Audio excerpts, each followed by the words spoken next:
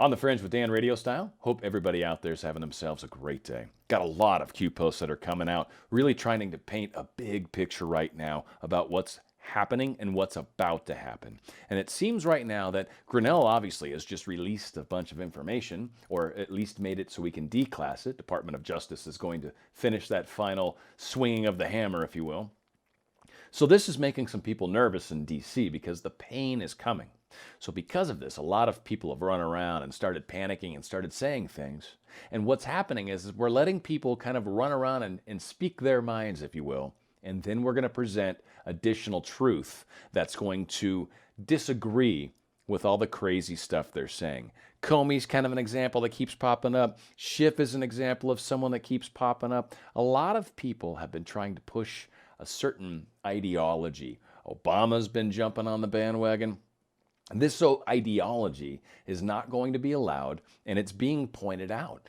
The way that the Democrats are trying to take advantage of this pandemic right now. Is it about the pandemic, or is it about the election, or is it now about getting money to try to pay for mismanagement so they can hide all the evil deeds that they've been doing? Let's get into the Q post, but a lot is going on here.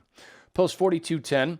This is huge. Breaking Acting Director National Intelligence Richard Grinnell seeks to declassify any Obama officials involved in Flynn unmasking. That's by ABC News. The IDEN'd another leaker. IDEN. They identified another leaker, another one. And that was one of the things I was talking about recently, is why they were playing some of these shadow games, some of these posting things and then taking it back and saying, sorry. The reason they do some of these things is they know how the information train works. They know how the second they post something on the Q boards, they'll get a flutter of activity from other places. And they were specifically looking for someone on that. I'm almost sure of it. These people are stupid. The ones that are involved in the leaks do not understand how much they're being surveilled right now. The leakers are definitely going to get themselves in a whole bunch of trouble. So again, just referencing that actual post on Twitter. This little video is kind of funny. I'll put it on the silent here, but it's just kind of, people's heads superimposed on here, arresting someone. A lot of people wish to see this, but whatever. This, to me, seems exactly like what the left did when with Stormy Daniels, or what the left did with the Senate, or the nominations for the Supreme Court. Kavanaugh, all that stuff. It's the same thing. So, again, these people are a bunch of blow-its as far as I'm concerned. 4211, the fewer rules the president has, the fewer rules there are for officials to break. I mean, it's solid logic. You can't really argue with it, right? Certainly, yeah, no, the fewer rules that I've got, the fewer I get to break, and all I got to do is just remove as many of those rules as possible. I think he was known to be one of the bigger rule breakers. I think Bush Jr. was also one of the worst when it came to taking away freedoms, part of 9/11, so who knows, a lot of things going on there. But Q, slow and steady, wins the race. That's the truth of the matter. We got to trust the plan. We got to understand that there is a plan. We've had a lot of evidence to suggest that there are some good guys, white hats, working for us. There is definitely some things happening. Trump had the opportunity to become a dictator and didn't, left it up to the state governors. He's played his card pretty well, and it doesn't seem like he's overplayed his hand. I'm not, again, I'm trying to stay in the middle as much as I can, but I've got no reasons to dislike Trump. I think he's doing a fine job. I'm afraid to admit it to my family, but yeah, that being said, we are ready to unleash hell. Get your memes ready. 4212. We are ready and awaiting, sir. It's just sharing the fact that there are Anons out there, obviously paying attention. And he says, rain is coming, which storm reference. Bring the pain. You'll know when. Something big is coming. Again, right before I started recording, a couple more cues dropped, and one of them is very significant. We're not too far away. It's coming. So this is kind of cool. D-Class, obviously another post, 4213 here. Gitmo's 2 miles up ahead. FISA peaks just a mile, a little shorter. And hey, next exit, go ahead and get off at D-Class Junction, because folks, that is what is going on. Grinnell's D-Class just done per Hannity show at 8:41 p.m. This was last night. The unmasking of the unmaskers. And right now it's sitting in the hands of the DOJ. And at some point soon, probably at a very auspicious and perfect timing, they will reveal who these individuals were. They will declass this information. So be ready, as they are suggesting to us. Referencing this article here on the Daily Wire, U.S. officials have declassified a list of Obama officials who were involved in the unmasking of General Flynn. Now, General Flynn, oddly, is the acting director of national intelligence. I don't know if you guys remember, there's been a little funness around the fact that he became the acting director, and Schiff or whoever the dude is in the Senate, they were a little upset with the fact that he's maybe going to make some decisions, and they're like, well, maybe Schumer, you shouldn't maybe make these decisions while you're an acting director. If you're an actual director, then that would be a different story.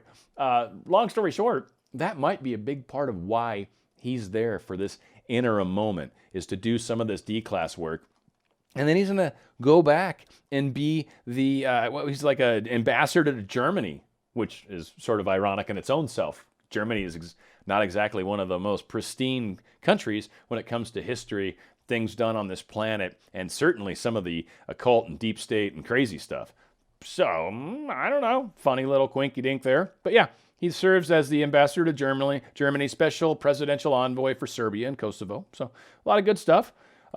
Started in the DNI as the acting director on February 20th, 2020, which is 2/20/2020 or 02/20/2020.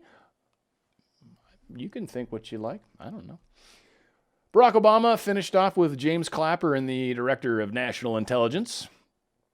We had Mike Dempsey as the acting right off the bat, then Dan Coates, which interestingly enough was one of the transcripts they just recently released. I don't know if you've had a chance to read it. It's the one I actually read, and I just grabbed it because it was a name that jumped out at me. But what's interesting is he says in there, like a bunch of different ways, I never saw anybody communicate with Russia, set anything up with Russia, not before the election, not during the election, not after the election, not President Trump himself, not any of the friends that he did hang out with, that he talked to. So again, it started to feel like a Dr. Seuss book to me almost. And I was like, what the? I did not eat anything with Russian people, right? So Joseph McGuire, acting, then back to Richard Grinnell, acting again. I wish somebody would stop acting and just do the job. But that being said, yeah, it's the Office of Director of National Intelligence.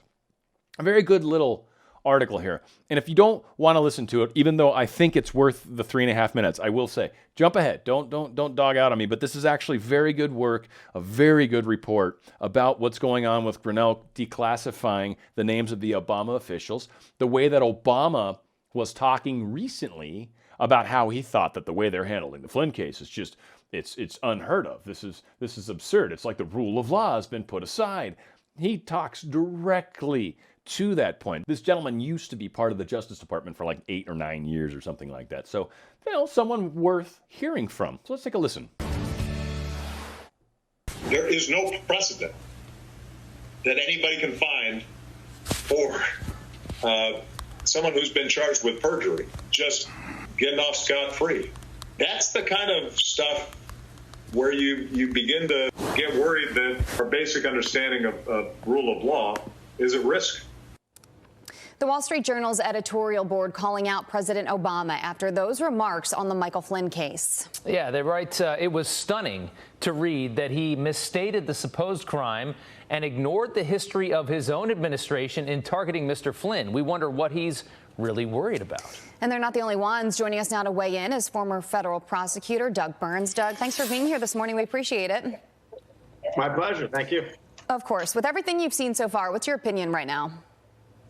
I was very surprised that the former president would jump into that, for a couple of reasons. One, just sort of protocol. Why would he inject himself into a criminal case after he's left office? But two, I agree with the Wall Street Journal editorial board that ignores the history and context of the entire matter, which is that it was his DOJ, which now stands credibly charged with violating protocol, setting up the general, not warning him of his rights. You don't need me to go through the whole litany. But again, and then the other thing, guys, really quick, to call it scot-free really surprises me, having done white collar and other criminal law for 35 years. Scot-free, financial devastation, loss of career, loss of reputation, so the scot-free seemed to be a surprising comment. Okay.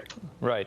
And we should point out that it's not a case of perjury. I want you to talk about that. And also, you say there's a lot of hypocrisy to anybody from that administration who's upset about Flynn's case being dropped, that this has happened before to people on their side. Talk about that. Yeah, first of all, under federal law, if you make a false statement to a federal agent, FBI, DEA, whichever agent, it's a crime, even though you're not under oath. So that's a distinction worth noting. That's not the case in many state contexts. So again, to just call it perjury, it's not technically perjury. Right. You know, it might be slightly unfair to draw that distinction, but after all, he's a graduate of the Harvard Law School, so he should know that it's not perjury. It's a false statement case. As far as the hypocrisy, it's breathtaking. Okay? I've said that before. I'll say it now. Breathtaking hypocrisy. Okay. You know, you have Andrew McCabe weighing in saying that he can't believe that the Flynn matter's being dropped. Well, he came this close, guys, to being charged with lying himself. And the whole background and context of the Flynn matter, again, really pretty disgraceful. And it's an embarrassing prosecution which is criminalizing politics, okay? You've heard Professor Dershowitz say this, weaponizing politics, okay? There was no underlying crime. And in my 9 years in the Department of Justice, and I talked to many of my friends, we can't recall an instance of charging somebody with 18 USC 1001 without an underlying crime. So it was a very, very disgraceful overall situation, which makes it even more surprising to double back that the President Obama would weigh in on it, guys. And if there are any people out there, in many states. If there are any people out there that are Howard Stern fans, he said nine. Anyway, that being said, yeah, obviously a lot's going on here. There is a big play being made by Obama to try to clean up his backside, but there's so much information that's coming out that says other than that. And this is where he's going to now seem like a liar. He's going to seem like he's trying to cover himself. He was the one who was quoting how, hey, I have the cleanest, scot-free administration ever. Nothing bad ever happened. Really, dude? You've got the dirtiest one, it seems like, ever. Or at least totally got caught. I don't know how good you are, but it ain't happening, buddy. So bring the pain. It's happening. This is happening. Tonight, tomorrow, not sure, but soon. This is going down. Oh, no, that's a Moab, folks. Boom, time baker. Boom. Listen very, very carefully to this. Now, this is actually a very good interview. Not going to play it right now. They've got the whole transcription. Oddly, it ends before the very last question, which I think is fascinating. I think it's because they cut it at 5 minutes for whatever reason. But Gowdy goes in and he asks them, all these different people, would they have access to be able to unmask somebody? The FBI, the NSA, CIA, Maine Justice, all those people have it, right? All these people can do it. And then he starts asking some other people, would this person, Loretta Lynch, blah, blah, blah, gets into a whole number of people. Then at the very end, he asks two very important questions, and these are ones that are actually cut off the video. Did you brief President Obama on, well, I'll just ask you, did you brief President Obama on any calls involving Michael Flynn? I'm not going to get into either that particular case, that matter, or any conversation I had with the president. So I can't answer that. He's in front of Congress to answer these very questions, but he's not going to rat out on the guy who knew all of this. Interesting. Post 4216, they have officially retained lawyers. Now, I would assume this is a little hard to come by. Maybe you have certain access, maybe not. But he shares this link, which shows Covington and Burlington LLP as the top choice of D.C., Washington, D.C. lawyers. The best companies to work for, the best law firms. Interesting. So I think what he's doing, Q, is saying, we know you've got, we know you're getting lawyers. Or on top of that, it's an indication to kind of say, we've got these people, and that's a reason why they're lawyering up, because we've already contacted them. Number of things could come around that, but you don't get a lawyer before you're in trouble, typically. You don't get a lawyer before you need one, typically, at least in the cases of criminal law. Now, you might for a whole bunch of other things. Of course, the pain, the Punisher, because it's coming. I don't know if I'm just, I swear to God, as you look into this stuff too long, and I'm hoping some Anons will maybe help and either A, prove me terribly wrong, or actually prove me right. But it's interesting, like DC in here, I think I remembered seeing D5, which is something they've been talking about with the Avalanche. It could be D54. Again, probably seeing, ghosts in the clouds or something. But I don't know. That's a really weirdly long name, and it just jumped out at me as something that seems to have some codes in it. I can't figure it out. You and someone's with the right brain set's going to look at that and go, I know what it is. Matuzadiski, I don't even know how to say his name. Explain to me why the media takes their masks off when they think the cameras are off. Is it all for show? I mean, to a degree it might be, but this is kind of funny how when you actually see it happen in action, it's hard to ignore. Those demographics, no matter where they are, citing how important that is. She also touched on Lollapalooza, no decision on that. Those demographics, yeah, so when no nobody's where watching, they are, when it doesn't citing how matter, important that is. She yanking also stuff touched on off. Isn't that Lollapalooza, John no Duke decision from on Fox? that. Whatever, just saying. Yeah, so 4219, got a couple interesting posts that came out of this right here. So people used as pawns in their attempt to seek a taxpayer-funded bailout for mismanaged funds. California's made a lot of bad choices. I live here in this state. I can speak very, very strongly on it. We are in a huge deficit. There's some information to point that out to us as well. And here they are now. They're going to want to blame COVID on why things are the way they are. But the information that Q is sharing with us here goes back to 2017. So in 2017, straits were already dire, if you know what I mean. Hard to blame COVID virus when you were already knee-deep in it to begin with. But people used as pawns in their attempt to provide cover for a vote by mail. They're looking for a way to force this to last longer, even though it's up to the governor, even though it's everyone's saying, yeah, you can open up, just be careful. There's certain places that are trying to take advantage of it. And oddly, these are the cities with the biggest deficits. These are the cities with the biggest debts. These are the cities with the worst management. These are the cities that have been Democrat run for a lot of years. So blaming us, I don't know. Is this about the virus or the state bailout? This is about a lot of things, but it's certainly not about the virus. It's about control. It's about stripping away rights. It's about trying to get money. It's about trying to hide all the horrible things that these people have been doing. Welcome to the Democrat Party. Dormant people accept what they are told. And there's a lot of people that just do as you're told. But the DOJ intervention is coming because it sounds like it's going to. Now, this is one of the links they share with us. Los Angeles County stay-at-home orders extend for the next 3 months. KTLA, I think it's Channel 5 News here in Los Angeles. Stay at home for another 3 months. Rest of the nation's opening up. We're going to make you stay at home in Los Angeles for another 3 months. One of the worst managed cities, probably up there with San Francisco, but I think even worse. So again, not looking good, trying to lock things down. Los Angeles has done bad things in the past as far as the people are concerned. It's scary how this stuff is starting to play out, but people are not going to sit idly by while their livelihood is being taken from them. Orange County Register. California's massive debt should caution against big spending.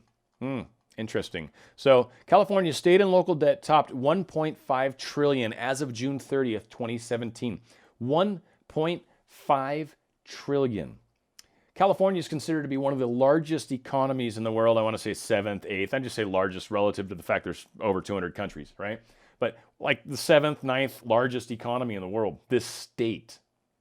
Now, things have been heavily mismanaged, and they're trying to figure out a way to blame it on COVID. But what's being shown here is all the different places where California has mismanaged its funds. And again, they're going to come to the taxpayers and say, we want more money. They're going to put their hands out. They've mismanaged. Why would I give you anything else? I don't even want you to have what you currently have. Why would I give you more?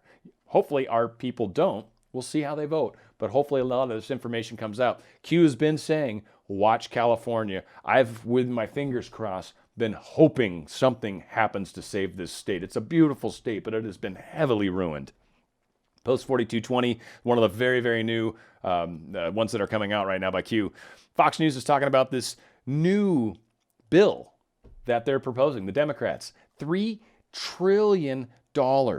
About $1 trillion of it's going to go to state, local, and tribal governments, according to the 3 sources briefed on this proposal. Now she wants to write a $3 trillion bill with no one able to see, no accountability, and no input. This is what McCarthy was telling Fox News on Monday. I mean, this is not how democracy works. This is a real concern to all of us. This won't ever become law, but it will be the wish list of the liberals to try to change election law, fund Planned Parenthood and make sure sanctuary cities get the chunk of the money. Coordinated or coincidence? Remember, California's 3-month extension. Now, again, one thing to point out, the cities want a chunk of that money because these sanctuary cities are dying. They are in such disrepair. They need money so badly. People are moving out because they're trash. It's horrible. Interesting that that's happening. Planned Parenthood, one of the main ways they've seen how they can fund one, abortion, which is not cool by any way stretch. Also, they've found that Planned Parenthood gets federal dollars, then in turn gives money to the Democrat National Committee or Convention.